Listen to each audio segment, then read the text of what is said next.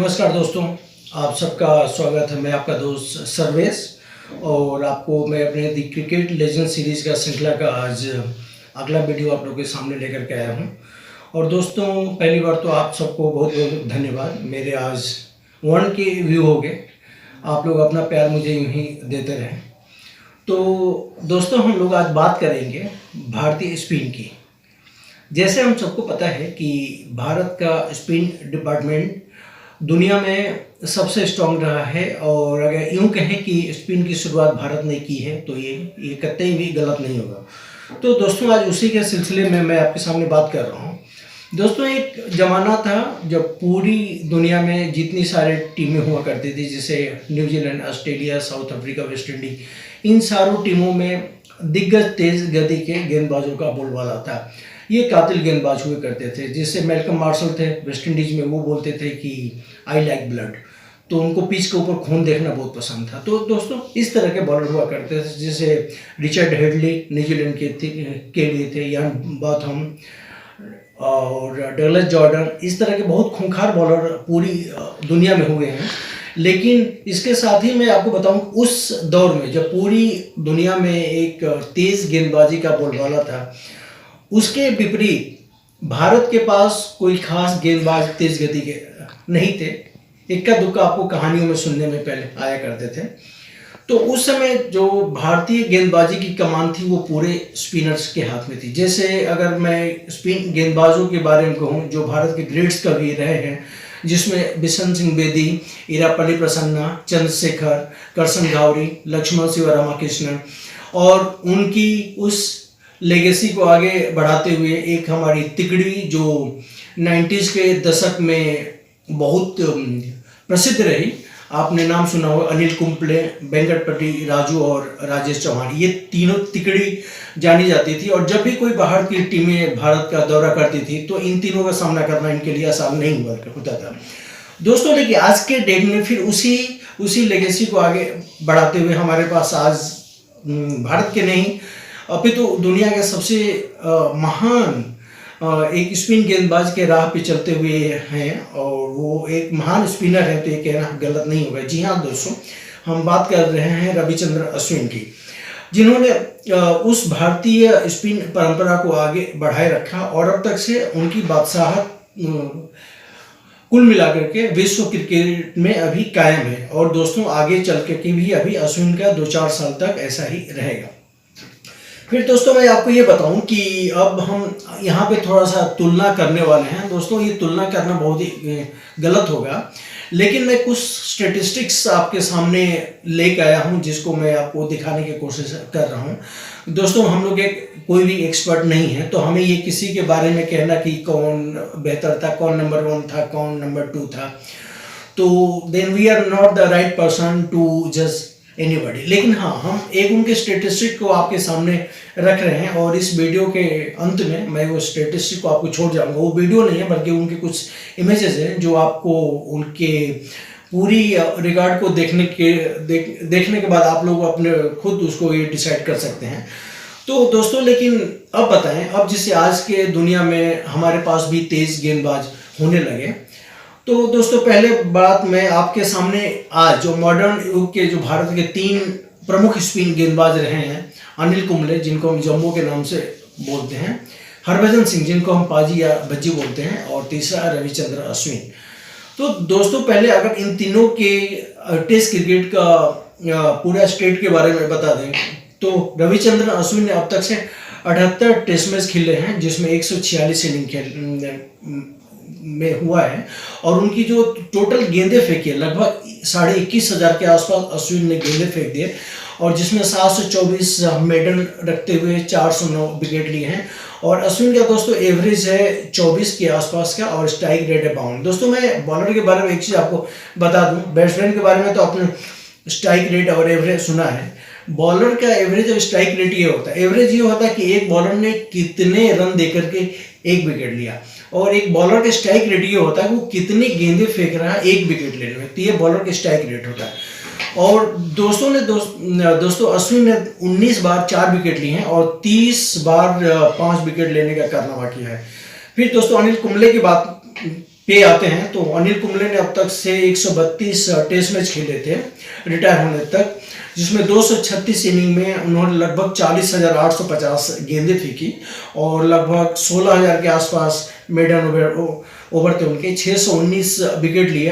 अनिल कुंबले का अभी एवरेज 29 था, मतलब वो एक विकेट लेने के लिए 29 रन खर्च करते थे और उसके साथ ही एक विकेट लेने के लिए उनको प्रति 11 ओवर बॉलिंग करने पड़ते थे।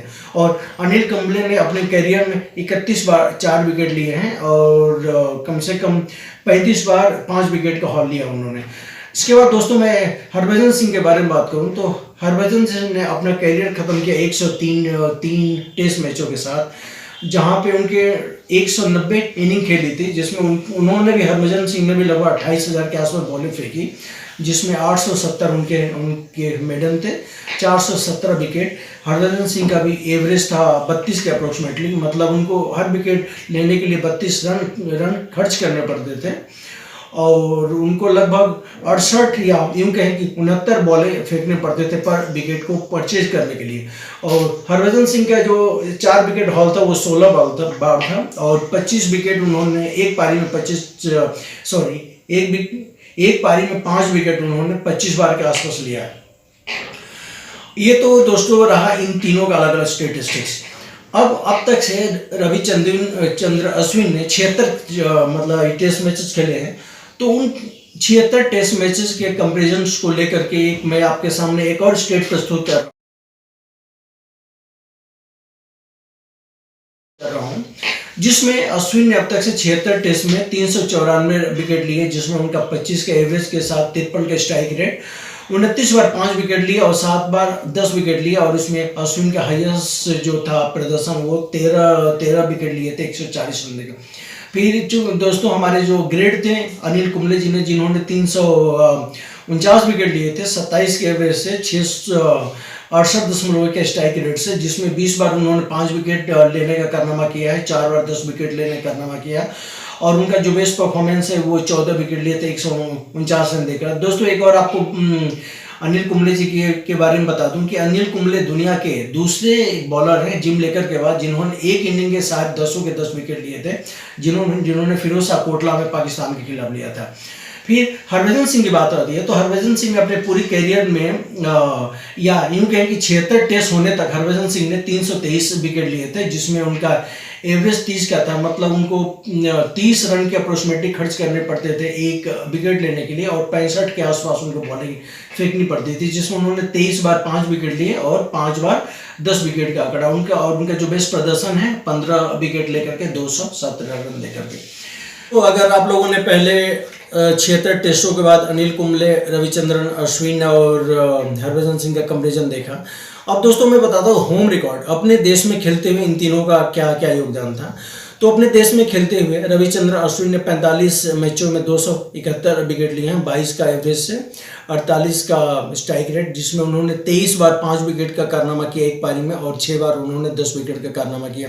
अनिल कुंबले जी 39 मैचेस में 226 विकेट लिए हैं, जिसमें उनका भी एवरेज जो है 22 का होता है और स्ट्राइक रेट उनका 54 का होता है, जिसमें उन्होंने 16 बार 5 विकेट लिए होते हैं और 4 बार 10 विकेट लिए होते हैं। और उसी के विपरीत हरभजन सिंह ने 42 मैचेज में 214 विकेट लिए होते हैं, जिसमें उन्होंने 26 का एवरेज होता है और 60 का स्ट्राइक रेट होता है, जिसमें हरभजन सिंह ने एक पारी में 5 विकेट 17 बार लेते हैं और चार बार 10 विकेट लेने का कारनामा करते हैं। तो दोस्तों होम रिकॉर्ड की बात अगर किया जाए तो ये तीनों गेंदबाज आपको सिमिलर यहाँ पे लगते हैं। फिर दोस्तों क्या होता है कि हम कभी बॉलर को भी गिनते हैं नॉर्मली 4th इनिंग में, जब आपका मैच जाता है टेस्ट में 4th इनिंग में जाता है तो वहाँ पे मैच लगभग या तो ड्रॉ की तरफ जाता है या उस मैच का मतलब नतीजा आने को होता है। तो दोस्तों वहाँ पे भी देखा जाए तो 4th इनिंग में भी अब तक से अश्विन ने कुल 22 मैचेस खेले हैं, जिसमें 69 विकेट लिए हैं 19 के एवरेज से 45 का स्ट्राइक रेट और एक पारी में जो 5 विकेट का कारनामा किया उन्होंने 6 बार। यहाँ पे अनिल कुंबले जी थोड़ा सा मतलब पिछड़ जाते हैं 4th इनिंग में कि अनिल कुंबले ने चूंकि केवल 17 मैचेस खेले हैं और 42 विकेट लिए हैं, जिसमें उनका एवरेज था 19 का और उनका स्ट्राइक रेट था 54 का, जिन्होंने केवल एक ही बार 5 विकेट का हॉल लिया है। दूसरी तरफ हरभजन सिंह ने 4th इनिंग में 24 मैचेस खेले जिसमें 37 विकेट लिए, 27 अप्रोक्सीमेटली 28 के एवरेज से, और उनका स्ट्राइक रेट जो था 68 के आसपास था। और हरभजन सिंह ने 2 बार एक पारी में 5 विकेट या उससे ज्यादा ले। फिर बात आती है सेना। आपने नाम सुना होगा सेना। अगर आप लोगों को दोस्तों नहीं समझना हो तो एक ये वर्ड है SEN, जिसका हम फुल फॉर्म बताते हैं south Africa, England, New Zealand and Australia. तो इसको जो मतलब एक क्रिकेट की फेटर्निटी जो है उसको सेना के नाम से बुलाते हैं। तो एक जैसे इंडियन या किसी भी टीमों के लिए एक ऐसा माना जाता है, खासतौर से सब कॉन्टिनेंटल टीम के लिए, कि जिसने सेना में अच्छा परफॉर्म किया तो he will be consider as a great, इधर वो बैट्समैन हो या बॉलर की बात हो। तो उसमें भी देखा जाए तो रविचंद्रन अश्विन ने 20 मैचेस खेले हैं केवल, जिसमें 63 विकेट लिए हैं, और उनका एवरेज है 40 का, और स्ट्राइक रेट थोड़ा उनका हायर साइड में चला जाता है 84 का। और यहाँ पे अश्विन का परफॉर्मेंस थोड़ा सा कंपेयर टू अनिल कुंबले काफ़ी पीछे हैं। और दोस्तों ये बात कहना गलत नहीं होगा कि अगर सेना की बात किया जाए तो हरभजन सिंह और अश्विन के मामले में अनिल कुंबले जी कहीं आगे। अनिल कुंबले ने 35 मैचेस खेले हैं तक से सेना में, south Africa, England, New Zealand and Australia, जहां पे इन्होंने 141 विकेट लिए, 37 के एवरेज के साथ। स्ट्राइक रेट इनका भी 80 का था, और 5 बार एक पारी में 5 विकेट लिए। जबकि देखा जाए तो हरभजन सिंह ने 19 मैचेस खेले, 62 विकेट लिए हैं, 39 के औसत से, 77 का स्ट्राइक रेट। तो दोस्तों सेना में खेलने की बात किया जाए तो रविचंद्रन अश्विन और हरभजन सिंह का रिकॉर्ड लगभग सिमिलर है। बस यहाँ पे हमारे जो ग्रेट हैं अनिल कुंबले जी, वो थोड़े उनसे आगे निकलते हैं। और दोस्तों एक हंटिंग पेयर के बारे में बात है। जैसे हम जानते हैं कि क्रिकेट में बैट्समैन एक पेयर में काम करते हैं, बिना एक पार्टनर इंडिविजुअल होता है और एक पेयर का बहुत बड़ा इंपॉर्टेंट होता है। तो इसमें भी एक पार्टनरशिप होती है, गेंदबाजी में भी एक पार्टनरशिप होती है। अगर एक एंड से सपोज अगर एक गेंदबाज बहुत अच्छा बॉलिंग कर रहा है और दूसरे एंड से गेंदबाज अगर यूं रन दिए जा रहा है या वो रन गति को रोक नहीं पा रहा, तो फिर उसके बाद एक गेंदबाज अच्छी बॉलिंग करते हुए भी अपोनेंट टीम को वो क्या बोलते हैं, उसको दबाव में लाने में उसको चूक हो जाती है। तो यहाँ भी एक पार्टनरशिप होती है जिसको हम हंटिंग पेयर के नाम से जानते हैं।